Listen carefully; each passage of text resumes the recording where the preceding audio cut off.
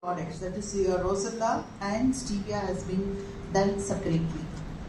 In my study, we didn't analyze the rosal calyces and stevia leaves because it has been extensively studied, and the main objective of my study was to identify the synergistic effect of the rosal and stevia.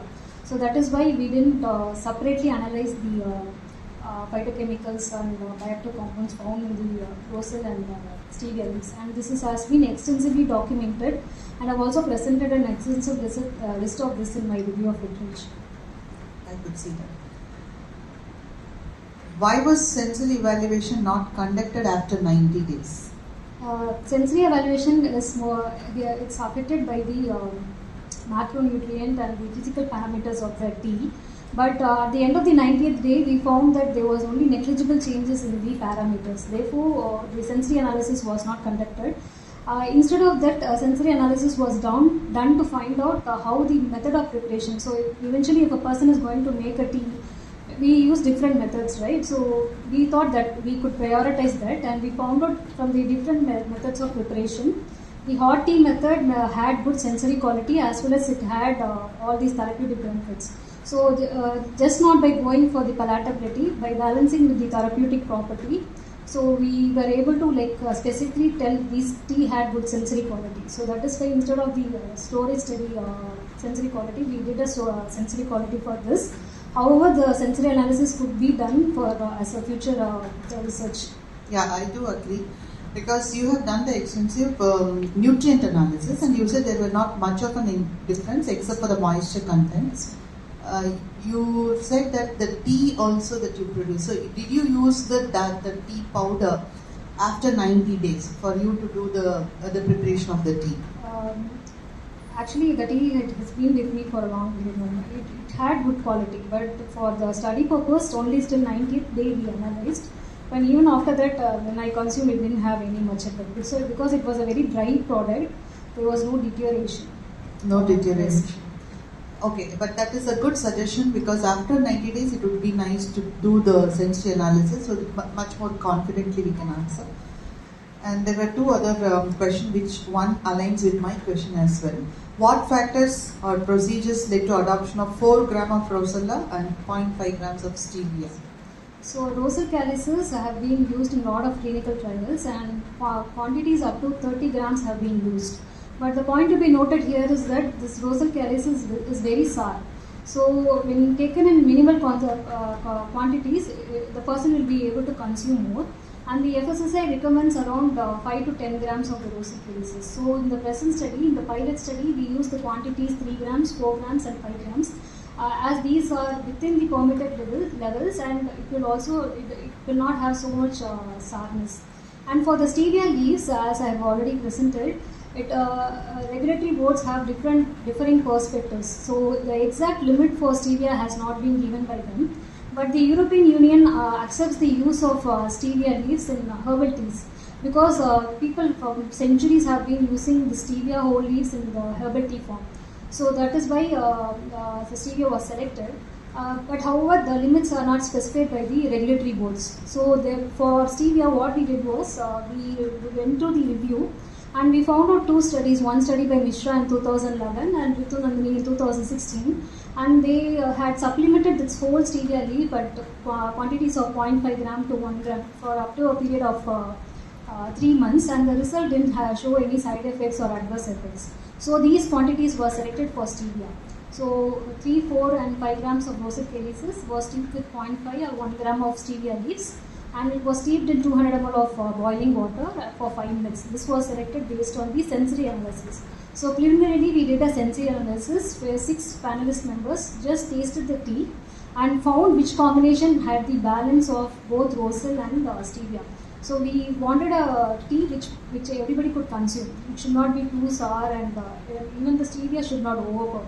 So the quantity of 4 gram and 0.5 gram of stevia leaves, this is how we narrowed down. Because for me also that was a little interesting question.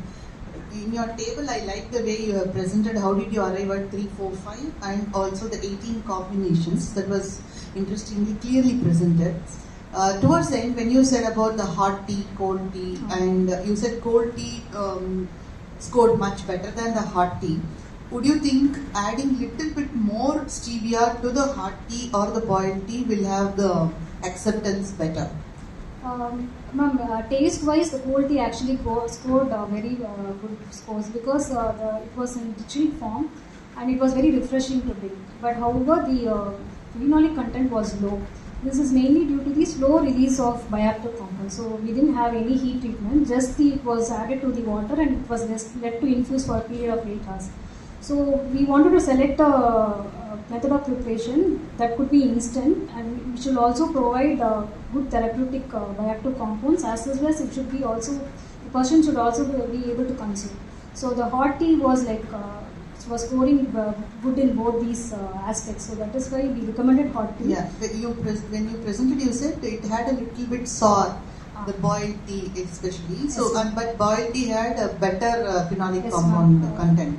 So I'm just asking, to the boiled tea, if we add little bit extra of stevia, how would you feel the acceptability? Ma'am, the stevia has an liquor is like aftertaste. So this 1 gram we used itself, it was starting to give the aftertaste. So that is why we went for this 0.5 grams. So definitely, I think if we add more quantity of stevia, along with the sourness, we'll also get the aftertaste. So I think 1.5 gram would be the best quality. Probably anything between 0.5 to 1 gram.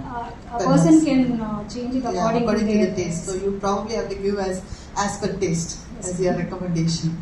And there are so many male observers here. The question of Dr. Peter was also why you did not choose the male sensory analyst. Why did you stop only with the females? Ma'am, actually it was an error. We had used both male and female semi-panelist members. So I have made the change in the thesis. So both male and female. How many male, how many female? So I had like 12 male members and the other was female members. So these are basically my PG classmates. So who had some knowledge about nutrition. Yes, they are all working as nutritionists. Yes, ma'am. Few of them as nutritionists and few are working in food industry. So, so those were the questions by the examiner, and I would like to say my observations. The thing is, first I wanted to just share. 2 weeks back, I got a patient in the OPD, and she was from Kadalur, somewhere down south. So when we were talking, she was telling, "Ma'am, Nariya, I changed the language. Nariya YouTube allam paathu because thanks to the media, because lots of recipes comes in the YouTube, good or bad, we don't know. So what she did is, ஒரு 30 நாளுக்கு she has done the menu plan. Day 1 and day 30 calendar மாதிரி போட்டுட்டு bedtime morning, breakfast, lunch, dinner எல்லாத்துக்குமே. In the bedtime morning, primarily, I was really surprised. She had multiple herbal tea, pepper tea, cinnamon tea, tulsi tea, and then there are so many other herbs, mint tea, lemon tea, 30 tea she has brought. I was really surprised. Now, so you come and talk to our students so that they will understand evlo eppadi kudukalaanu. And for the lunch and other things also, she had millet pongal, this, that, and absolutely all nutritionally enriched items only. So it may be easy to put it on paper, ana practically we will be using theriyadu. Why I am bringing that here is the number of teas that they have identified and they wanted to practice in their regular consumption. Both of them, the husband and wife, were not diabetic, but they were very health conscious. Therefore, they had this plan. So there are multiple teas available, and you are adding. Actually, in the tea illa adla, the Rosella. Probably I have to tell her next time when she comes. There is one more tea that you can consider. So this tea was not there. How did you choose from so many different herbal teas that any layperson is familiar with? How did you choose over this? Ma'am, actually this rosal is nothing but pulicha keerai, ma'am. So we are familiar with the keerai, that is the spinach of the rosal, but the use of these calyces is limited. But it has a very, it is diverse in various phytochemicals and mainly anthocyanins. As you can see from the picture, it has a deep red color. So what these industry people are doing is that they get the rosal calyces from India and they use it to make colors, food colorings. So and it is also exported abroad as hibiscus tea and it is consumed a lot. And the use of this rosal is limited to pockets of India.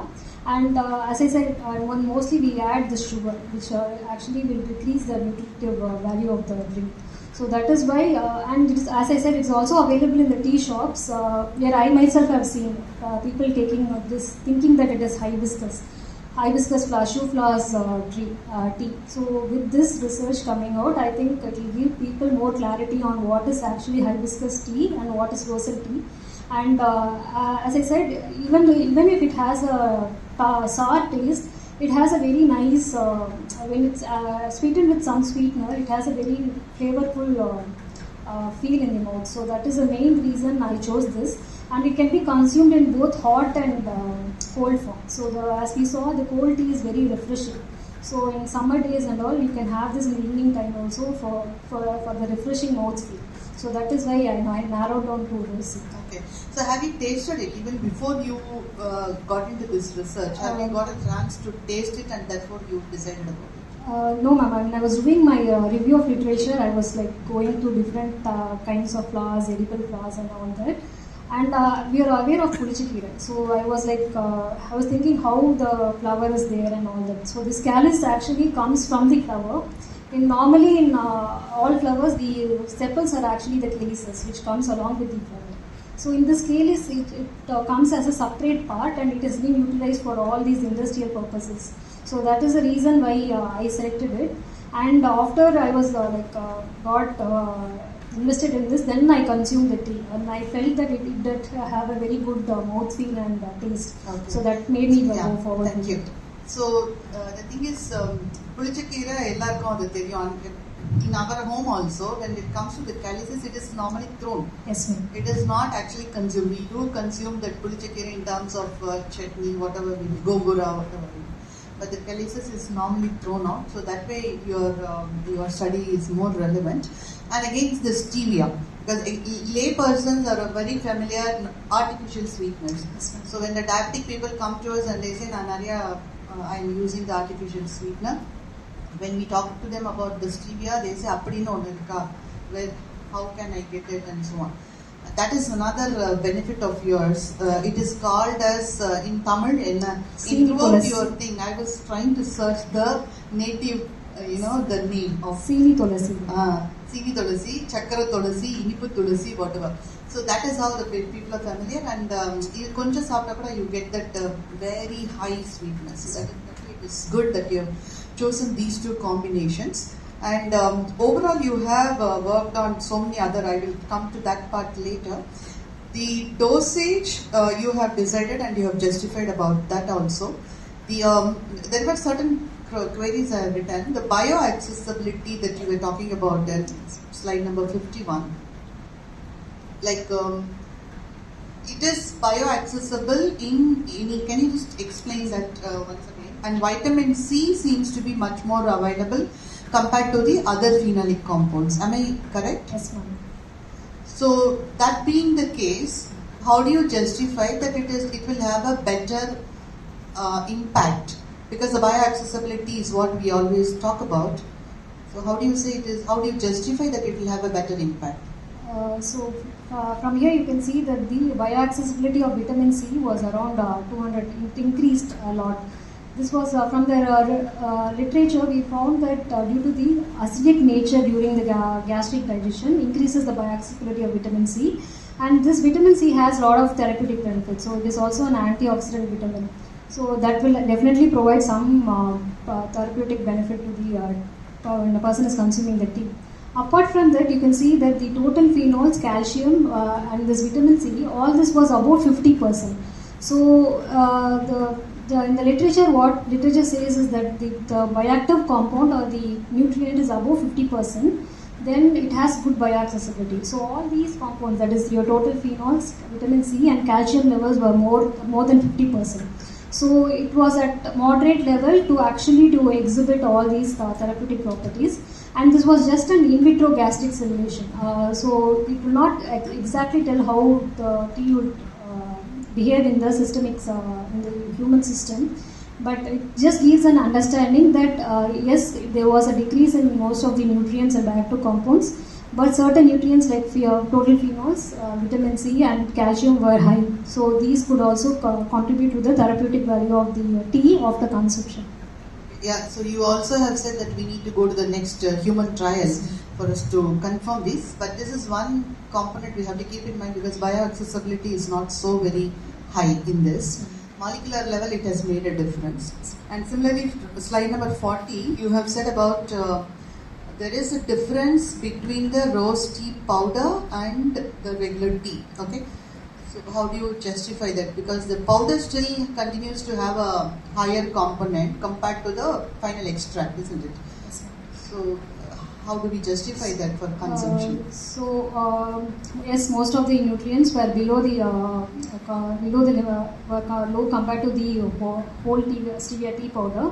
But some of the nutrients like sodium, potassium, and vitamin C were found in considerable amounts. So when you compare with the RDA, all this was moderately available. But yes, the whole tea powder had the full potential. When we are actually steeping the tea, there is this concept called extractability of nutrients. So for these nutrients were only extracted in these quantities in the tea, and it's in adequate amount. I think these are in adequate amounts to provide some therapeutic benefit. But however, I think with prolonged steeping or prolonged when the infusion time is increased, then I think more nutrients will give more time for the nutrient to actually seep to the tea. So, but again, there the thing comes that the taste. So, if you are increasing the steeping time and the time of steeping, the sourness increases. So, it is just the balance. So, in the combination we found, these quantities were there and these are considerable amounts. It was not like the tea didn't have any of the nutrients. It was found in considerable amounts for it to exhibit some kind of therapeutic benefit. And again, this vitamin C was found in considerable amounts.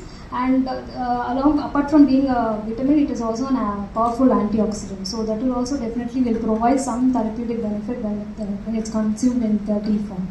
Okay. Would you say, like you were talking about the long steeping hours, so would you say the cold tea will have a better impact compared to the other teas? Yes, ma'am. Personally, I felt that cold tea was more refreshing and it had the very nice taste and all that. So in cold tea, we steeped it for 8 hours. Maybe if the steeping time is increased more, definitely the steeping of phytochemicals is less, so the acidic taste could be low.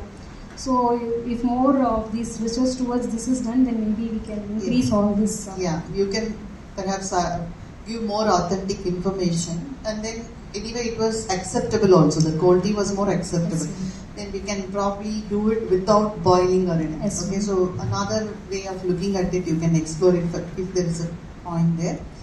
And the dosage, see, when you would recommend this to be consumed, because you have given number of the digestibility studies and all, what would be the ideal time if a person had to consume this? So in previous studies with rosal and stevia, it has been consumed in 3 to 4 times a day and all that. So in rosal, as I mentioned already, quantities up to 30 gram has also been consumed by the participants in the study. But I would recommend that 1 or 2 drink per day, probably in the afternoon or the evening time, because as we saw, this rosal stevia tea has high amount of organic acids. So these organic acids are nothing but gives acidic nature to the tea.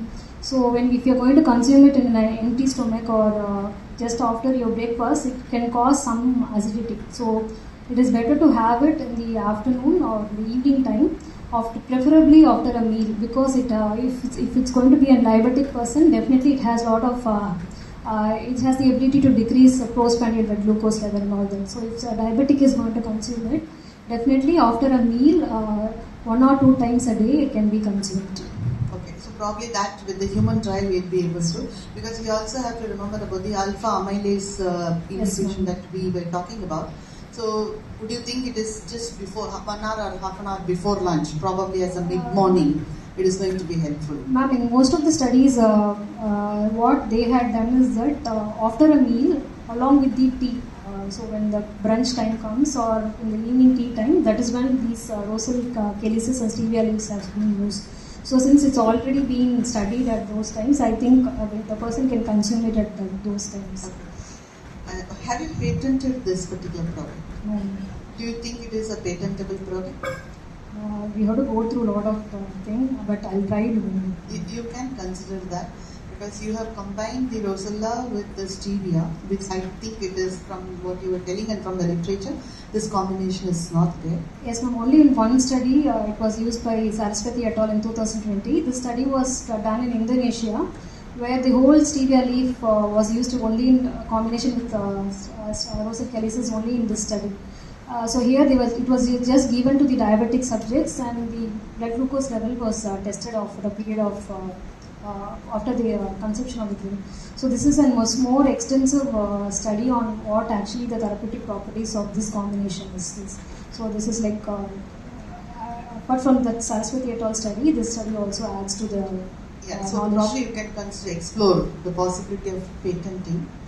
Suppose we have to do, because we can do the clinical trial, how will you give the powder to us, or what would you recommend us to do? Because tomorrow also I have another VIVA for another student of mine where they have developed an herbal tea,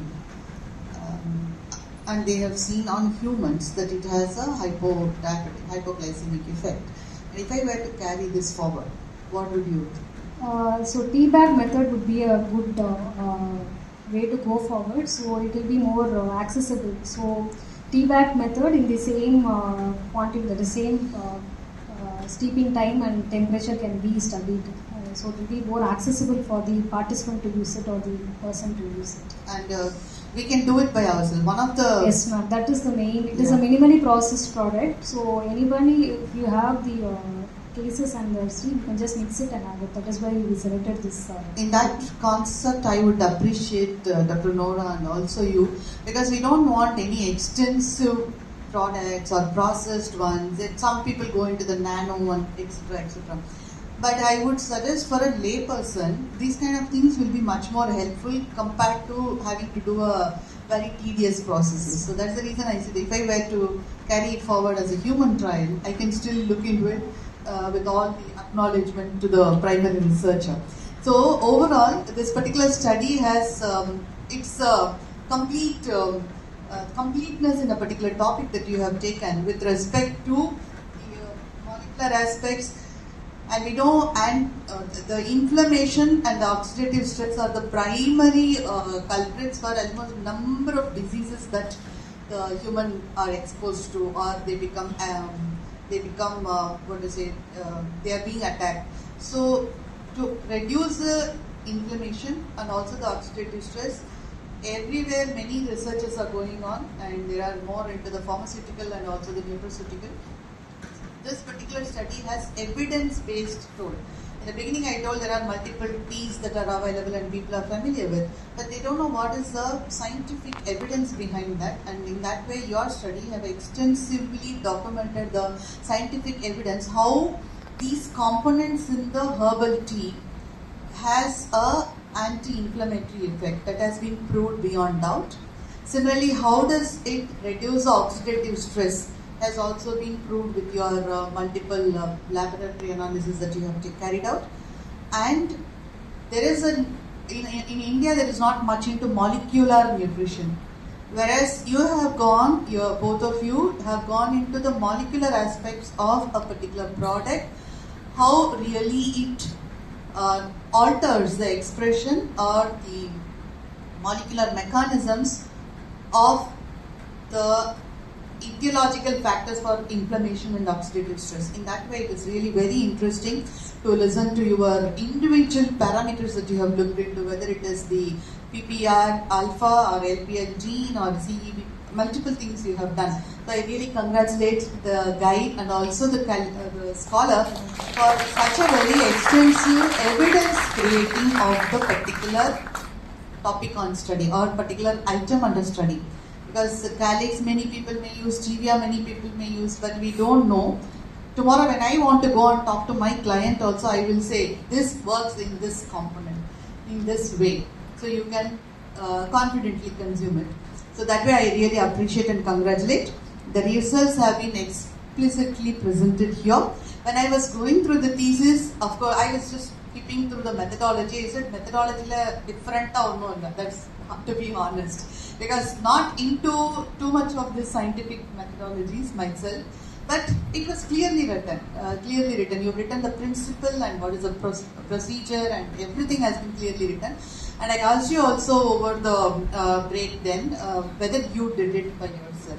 You said WCC la pannala, but you have done it in some other lab. But you did it yourself, or you have given it to others for the analysis. So all these antioxidant, all these in vitro assays, I did it myself. But when it came to the gene expression studies, I outsourced it. But I was at the place of doing it, and additionally I wanted to equip myself also. So I have attended a lot of hands-on training workshops and all that. Now I think when I want to take the study to the next level, at the next phase, I think I will be able to do it on my own. Yeah, I think that is very important, because somewhere in your presentation also you could have mentioned that, because gene expression or the nutrigenomics is not something where we are trained for or exposed to. So if you have taken an additional training, and that adds value to whatever you have presented. So if the credit goes when you have done the analysis, because PhD always say, I just do something and I give it to the lab and somebody does, it doesn't carry much weightage. I do appreciate your efforts for doing the analysis yourself and also getting equipped about the gene expression studies. So overall, it's been a wonderful study. I learned a lot with this. And I just end with this, with again quoting another client who had come to day before yesterday. So she was a nurse by herself, and she has been on antidiabetics. Why she came to the hospital was that she is into multiple hypoglycemic effect. So when I was going through the dietary habits and so on, in the past 1 month or so, she has changed her dietary habits to the positive side. Prior to that, it was different. So over the 1 month, she has changed her diet to the positive, like eating on time, eating appropriately, fiber-rich foods and so on. In the past 1 week also, she was having hypoglycemic attack. So then I was telling, it may not be because of your diet, you need to consider your clinician for your medicine. And then she told me, yes, the doctor now reduced the dosage of the medicine, and he asked me to continue with all this. So what I am trying to say here is, there are many diabetic people. One thing is they depend on the medicine so much, and there is a possibility of side effect with the medicine which they may not be aware. So that time the doctor where medicine where dosage with all due respect to the doctor. But here when we were going through her lifestyle and whatever she has modified in the past 1 month, nearly 1 month, the diet is not the factor. And in fact, I would say the diet is something which controls the blood sugar, but added on to that is a medication which goes into the hypoglycemic effect, which is even more dangerous. So in those contexts, these kind of herbal concoctions or extractions plays a major role. What I'm trying to again say is, probably we can get rid of the medications and continue to have this kind of healthy drinks, which will be helpful, and of course under supervision of the clinical nutritionist, of the doctor, not just like that. But it will have a definitely promising effect if we are able to recommend on this. One another thing that you proved is there is no toxicity. That way it is really good. Even the examiner has raised the question. There is no toxicity at this level. So this level is safer, and it can be consumed, and it can be easily prepared. So this is something what I carry home with this. The methodology to do it and all will be different, but this added on to the scientific knowledge. But there is we did not waste the calyx of the pulichakira that we are familiar with, and we can combine it with the stevia in a recommended dosage, so that we will be able to get the benefit of it. Leave alone reducing the blood sugar or hypolipidemic or anything. At least it will not have other effect, the side effect. It will have some benefit definitely. That is no doubt about it. It can reduce the oxidative stress, which is the preliminary factor for so many other disease conditions. So with all these things, I congratulate and also thank all the visitors here, the observers, for patiently observing or whatever is going on here. Thank you once again, and this is now time for me to recommend to the university that Miss Benoite can be conferred the degree of Dr. Benoite. Thank you, ma'am, for the wonderful, extensive and useful work that has been done. I would like to reiterate that. Very useful work. It gives a lot of scientific evidence. That is what we lack. In our traditional food and medicine, we have multiple practices for which everybody will ask, how it is proved. A lot of things are there, but there is no proven track for it. With traditional knowledge, we can say it is good. But the science now is asking, the practice now is asking, is there a scientific evidence? And that scientific evidence for this particular Rosella and also stevia you have given. Dr. Nora has guided you for that in a wonderful manner. Congratulate Dr. Nora also for her third candidate of her. Congratulate Dr. Benoite for your tea and also for a wonderful presentation that you have done. Thank you very much. I thank the university and also Women's Christian College for the opportunity conferred on me. Thank you very much.